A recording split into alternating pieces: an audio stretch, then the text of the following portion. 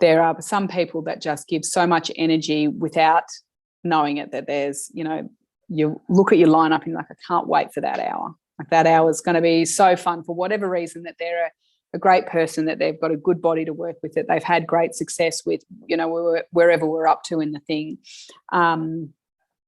whatever it is. So being able to be energized from people. Hello friends, welcome back to the show. This week we're talking to Felicia Pirie. Felicia is the owner of the Pilates Centre based in Canberra. She has studied massage therapy, professional Pilates instruction, the Pilates method. She's done a Bachelor of Coaching Science and more. In this week's episode, we talk about the golden handcuffs, running a business, growing up on the farm, and mindset. If you know someone personally, professionally, or even on social media, they might have a cool story, a creative hustle, or they just live life differently. Those are my people. Please email, message, DM me your recommendations so I can invite them on the show. My social is @IamBarneypreet and my email is b@IamBarneypreet.com. All right, let's get to the episode. I had no idea that you grew up on a farm. What was that like? It was the greatest, and it was kind of the best of both worlds because it was a farm 10 minutes from the city. So, we had a lot of the stuff like running around with no shoes on, very safe environment to be in. Well, except, the farm trying to kill us all the time. But, friends that lived down the road from us that we just go and hang with in all the holidays, having lots of animals. Also, kind of responsibility, I guess, as well. So it was, in a lot of ways quite idyllic. And when I think about it in the context of setting me up for life, it's probably come with me a lot more than I realised.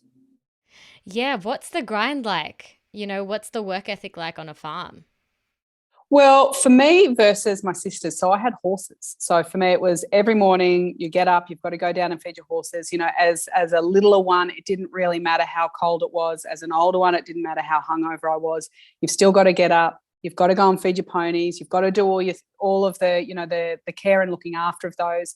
And in my, I guess, early teens, I actually earned money from it as well. So you'd get up and before school or on the weekends or whenever it was, you'd get up and so the place that we had was an adjustment centre for horses.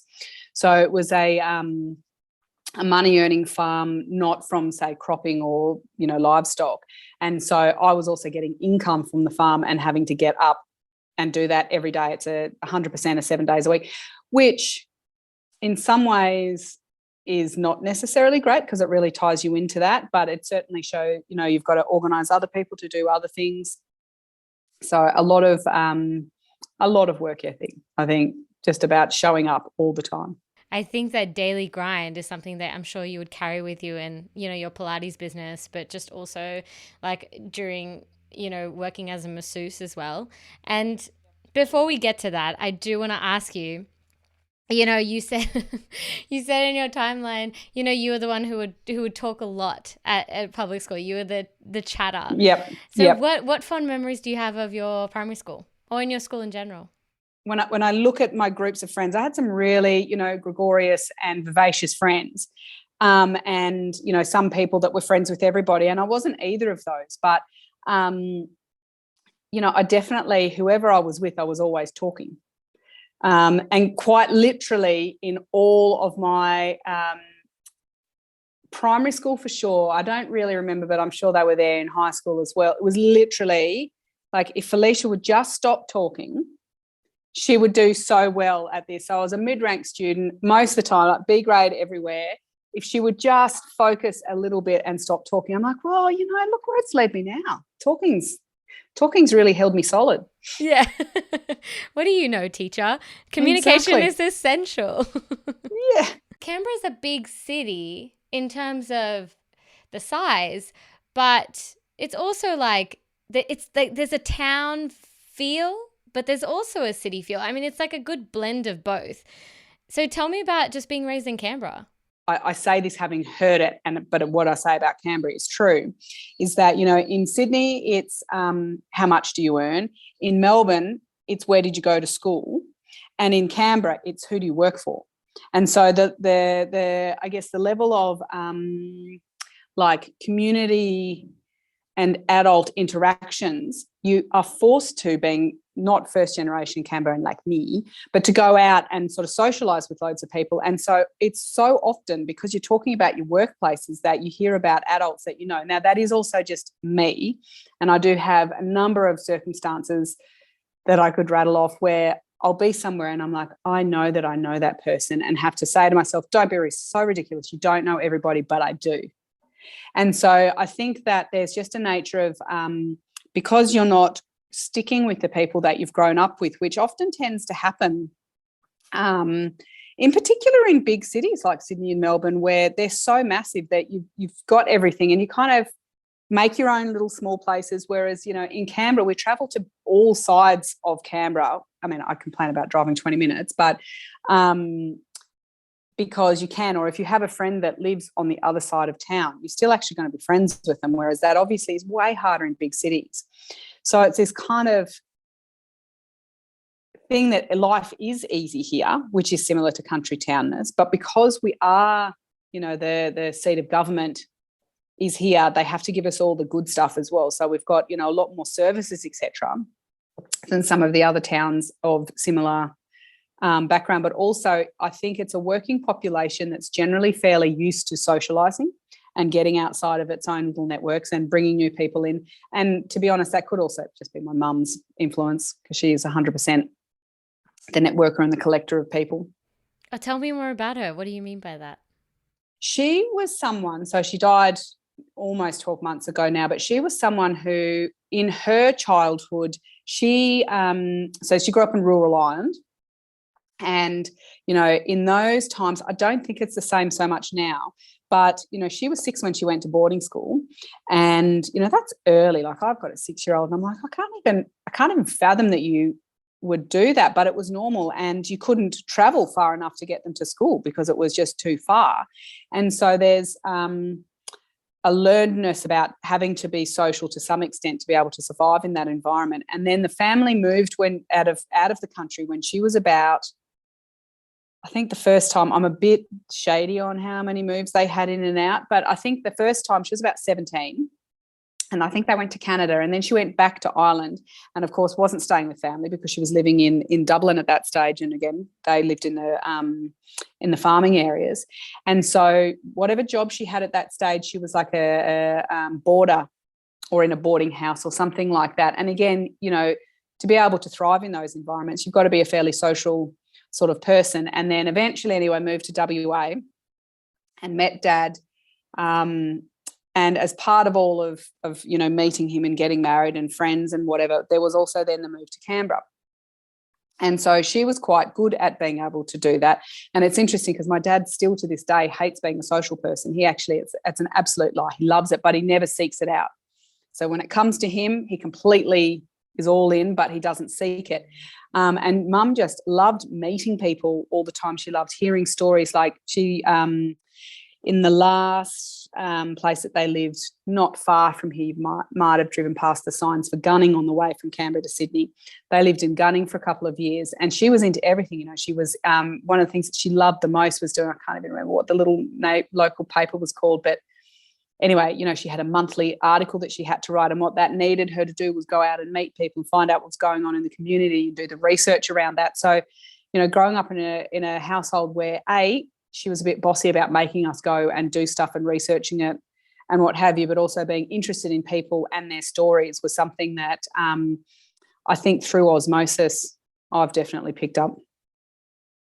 Yeah, you definitely get it from family, this idea of community. It does run down from your parents. Tell me about your dad in WA. So he was from the southwest, so down the bottom is where they largely grew up, and his family were also rural. So his parents were orchardists.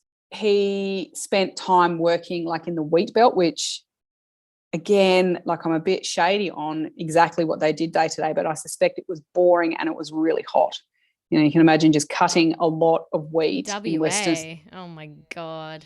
Yeah, just hot. Like they used to eat salt tablets. They were like prescribed salt tablets to eat, which I can't think of anything more disgusting, but like literally sweating all day out doing whatever wheat farming they were doing.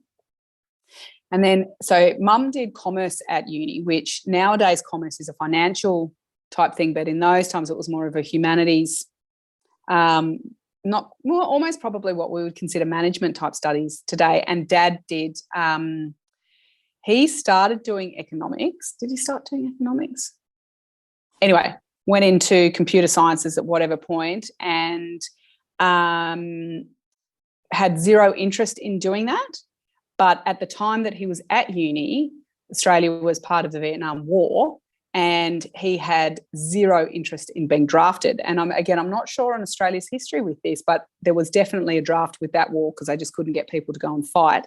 And so if you were an academic and at university, you didn't have to go if your date came out of the hat. So he just stayed at uni, continuing on. So he was in his PhD years, I don't know how many in, when the war finally broke. And it was a good bet. His number did come up. So it was a worthwhile. Wow. Yeah, kind of in a sense, waste of his time. But actually it served its purpose 100%. So to my bitter disappointment, he dropped out of tech sciences, and somewhere in there met Mum. And then they moved here. Interestingly, at the time, so again, in the 70s when they were populating Canberra, it was a huge growth time in the public service in general, and they would pay for you to move to Canberra on your first job, which is not what they do now at all. And it was Mum's job that they got posted here. So she was one of the early women being able to be in the public service in a non-secretarial role, because they used to all just only be like your stenos and tea ladies. And then he got a job here, and then she got pregnant at a time when essentially you just quit work when you had a baby. That explains so much of your upbringing and grind, just like doing the work, because, you had parents who did it, they didn't have a choice at that time. No. Before you got into defence, after school or after college, they say is... Yes. Yep. Yeah, in ACT, the schooling's slightly different. So after you reach year 10, then you go to what classifies as year 11 and 12 or senior school in the US, which is college in ACT. You decided that you wanted to become a chef. Oh, well, that was, yes, going into, at the end of year 10, because you leave the campuses when you're in the public system. In the private system, they see it's pretty similar to New South Wales. And there's so much pressure on choosing what you're going to do for the rest of your life, which when I look back on it was the worst advice ever. It served me not too badly, and certainly gives me a lot of lessons to be able to talk to young people who are freaking out at 15 about what they're going to do for the rest of their life. Like, it's just preposterous. Anyway, it's all our family knew, like it's all they knew, that this one job of safety is going to take care of you, and it was survival for them. And now, like, you're part of that generation. It's like I can do a little bit more, but you still, like, I still had that as well. Like, I was like, what do you want to be? What's that one and final thing? And it's like, we've got decades ahead of us, we could do one thing every decade, and that would be it. Yeah, I actually, I reckon we're of the generation, and I'm older than you, but we're of the generation where we saw people sticking in jobs forever that they hated. So I think that's where the shift has come from, that, there were so few people, certainly in my parents' era, that were in a lifetime job that they loved for the lifetime. It was just, they talk about the public service being the golden handcuffs. I don't know if you've heard that before, because the conditions are so amazing that they're like these golden handcuffs. They're tempting you with, good super and stability. Like, you've got to be really rubbish at your job to lose your job in the public service. So the conditions are amazing, except that the jobs are by and large pretty unfulfilling. It's interesting when I think about you saying that, is what my parents knew. Both of them had not done that path. Dad had done whatever he finally graduated from uni with, and then he was in the public service, but he hated that at some point and left to run the farm. And the farm thing was something that, Mum was very unsatisfied with the idea of women not being able to work, and therefore didn't want to be, pigeonholed, I guess, into having to do, which still happens so much now. If you've got kids, therefore you have no brain and no capacity and you're unreliable. And to an extent, all of those things are a little bit true, but also actually women get stuff done so much more, and give it to a working mother and it will 100% get done. Yes.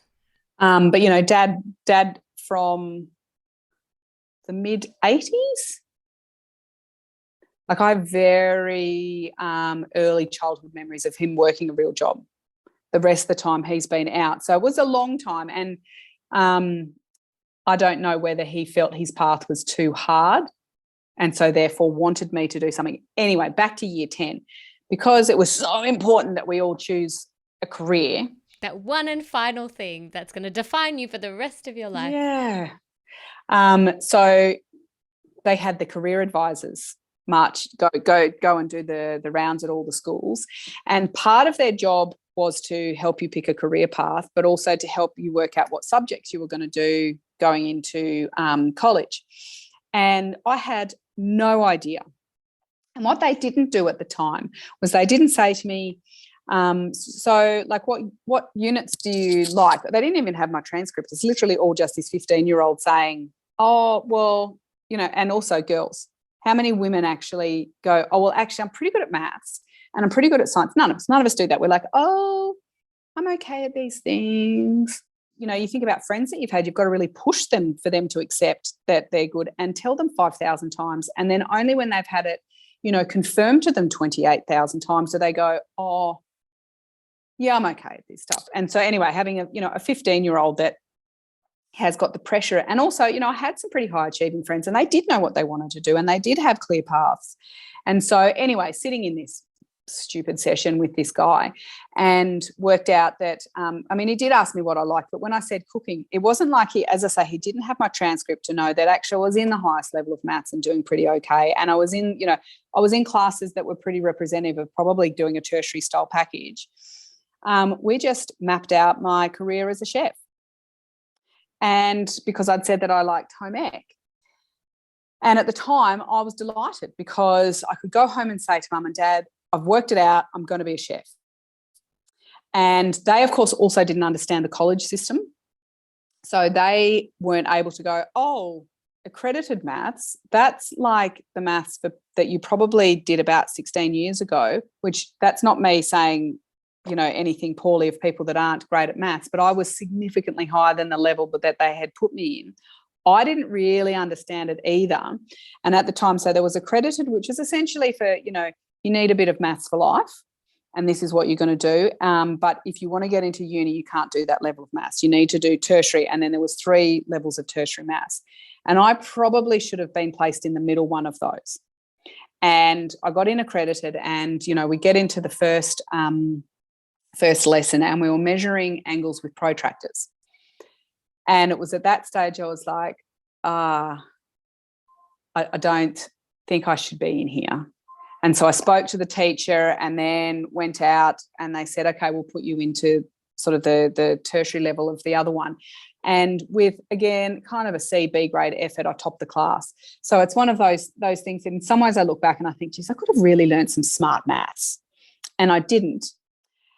And by that stage also it's kind of too late because you've missed then a semester's worth of what they're building into in the next one. So anyway, good life lesson about that. And it's not like I still like cooking. But it did, I think, make me be a bit lazy for a couple of years because I was not working close to capacity. Right. And so when you got into defence, do you feel like you were working closer to your capacity? A little bit. I was very tested, in some ways when I got in. So I was 18 when I joined defence. And I have to say, I don't know whether it was that my mentor was rubbish or that I'd had enough time being essentially a bit brain dead, like when your brain's not doing thinking, that a fair bit of it was actually a bit tough for me to get my head around. And I think that, it was probably a good couple of years before I hit my strides, which in some ways is kind of that time that people would spend at uni. Because I think I started there maybe 4 months after I'd finished school. So you still, so all of my friends were not working adult jobs, even remotely. So it was an interesting period where I was, like when I think about it, it was almost like I was pretending to be an adult. I always think, and I still feel this, I'm 29, but every year in your 20s feels like 3 years. Because you change so much and you experience so much, you're absorbing, you just are It like 21 feels like a very long, or 1 decade, it just feels like a really, really long time ago. But you decided to get into, you decided to become a massage therapist.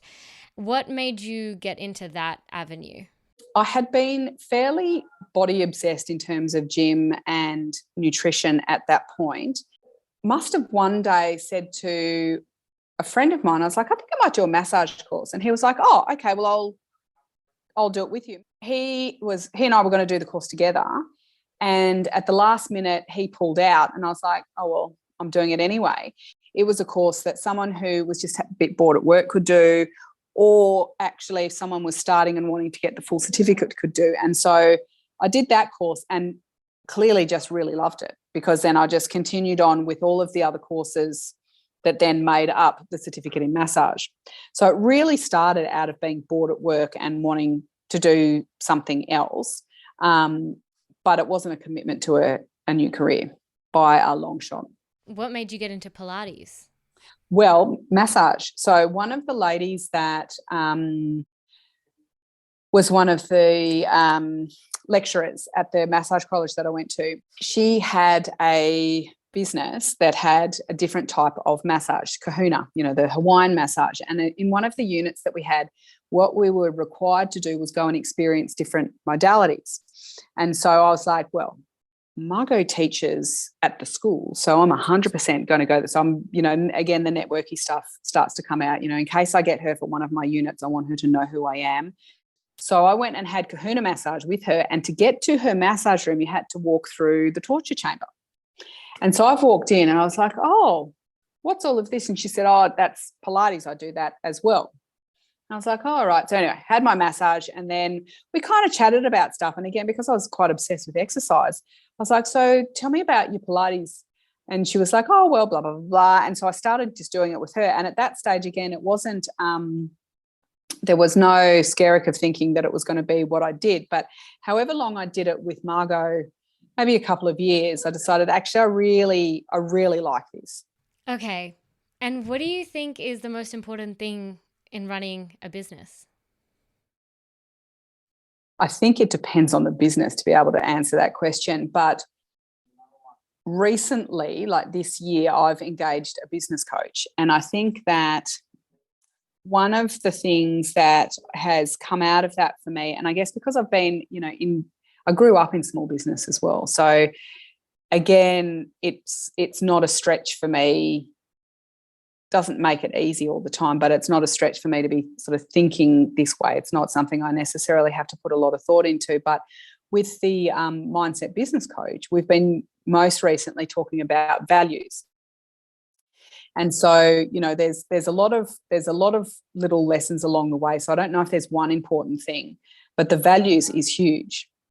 So my number one value has come up as connectedness to people and self, and kind of working through what that means. So as an example, if I say yes to doing something when I really mean no, I don't want to do it, I say yes because like there's this weird, well then you might not want to be connected to me anymore if I say no, but then actually I'm a bit pissy at you because I'm doing this thing and it's not your fault. So then I'm pissy at myself because it's not your fault. Now I'm connected to neither. So that thing on being able to, if you want to use a different word from values, because it's up there with blessed for me, but it's like your ethos. It is like you come back to it. Is that what the whole point of the value system is? Yeah. And, that they can shift, and that something that is, a value right now may not have been 10 years ago and may not be in 10 years. And so being able to go, well, actually, what's it? And another one that's on my list is personal growth. And so actually that's held pretty strongly the whole time, but it could be that like I'm in my early 40s now, that in 10 years' time, I might be like, well, personal growth in terms of going and doing a writing course because I want to write a novel, that could be important, but I might not want personal/professional growth, because to me they're one in the same, because I'm passionate about what I do. And so there's, a little series of ways to kind of go through and test if it should be able to still be on your list. And if it's not on your list anymore, it's good nor bad, it just is. What is the hardest part about running a business, like the most challenging part, or your business? Because there is a lot of time spent being on. So, we think about, say, a 38-hour work week, and it's the same with you with teaching. Like when the kids are in there with you, you're actually, even though you're being yourself and you're being authentic, and that's certainly knowing you in person, that's what I think, there is a show that's on. Like I'm not going to, when clients walk in, if I'm really tired and I've had a crap night, I'm not going to be saying, look, good luck with today's session. I'll do my best. I might be thinking that, but that's not actually the case. There are some people that just give so much energy without knowing it, that there's, you look at your lineup and you're like, I can't wait for that hour. Like that hour is going to be so fun for whatever reason, that they're a great person, that they've got a good body to work with, that they've had great success with, wherever we're up to in the thing, whatever it is. So being able to be energized from people. But it is a very taking sort of job. And because of that, I need to make sure that I'm never taking from the instructors. So for me, if I behave to them like a bit of a shit, which is pretty commonplace because small business is rough, so whether it's a financial strain or that, like you've got some ridiculous government reporting that you have to do and you're going to get a fine if you don't do it, but actually it gains you nothing and it just costs you money and irritation.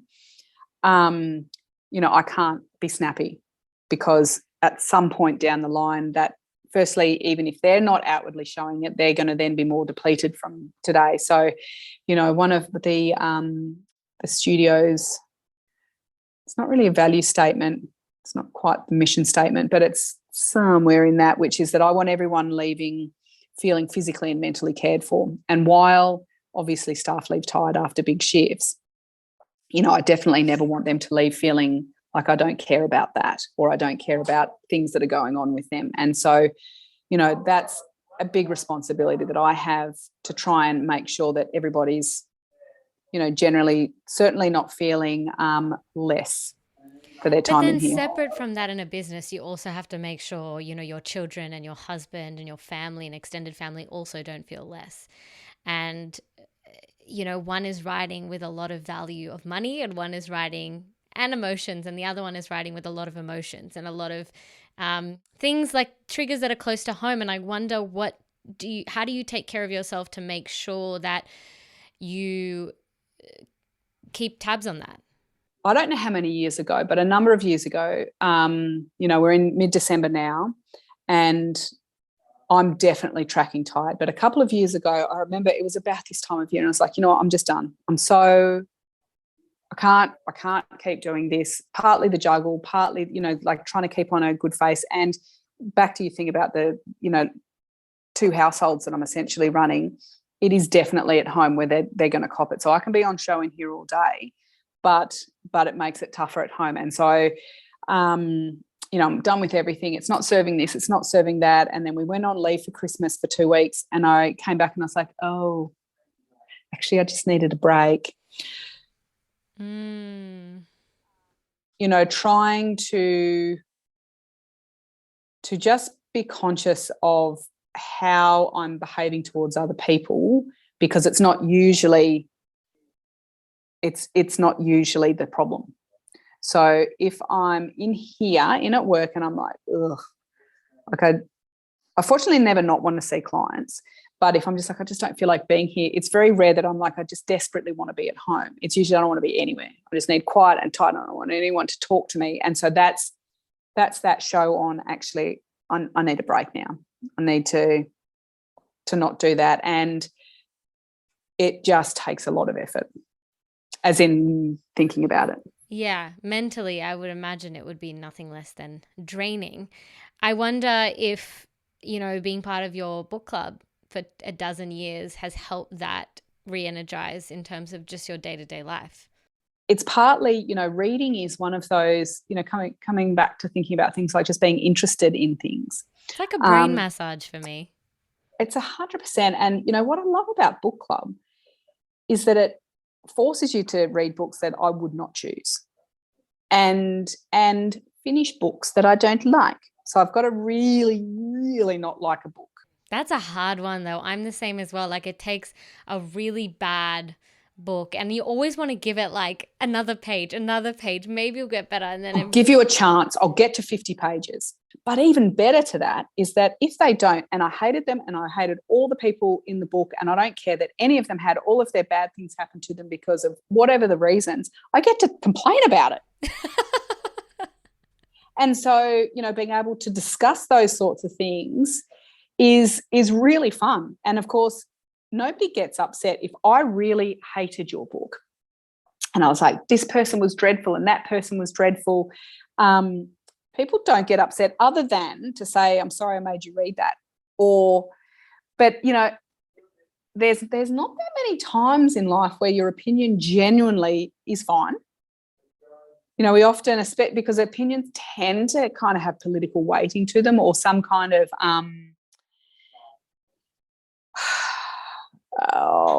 like prejudice or something, whereas this isn't. It is literally just, I just really didn't like that person. And but in the same said breath, being able to discuss a fictional character, and not always, sometimes they're non-fiction that we read as well, and have someone be able to change my mind because they're like, oh, I didn't read it like that at all because I thought this, that, and the other thing. And, obviously, not obviously, I often am reading when I'm going to bed. So sometimes I might miss a few pages where I think I've read it, but actually I've been asleep. And so, having someone change my mind, and I'll be like, oh, I hadn't thought about it that way. So, as a whole of life thing, this thing about being able to have not a set mind. That whole thing that you were saying, that line there, I haven't thought about it that way, or I hadn't thought about that before, is like the most conscious shifting thing a brain can undergo. And I know it's just it's a book club, but that's how we grow as human beings, is by that perception or being invited to a new kind of perception. But that's just so amazing. Like, you still have that. It's hard to find book clubs these days. And I think that comes back to Canberra as well, and like the essence of community. And people kind of coming in from lots of different areas. Thank you, Felicia, for coming on the show. Thank you. That was a really good one. You can follow at Pilates Centre CBR to keep up with more of Felicia's work, or book a session in at www.pilatescentre.com.au. All right, folks, till next week.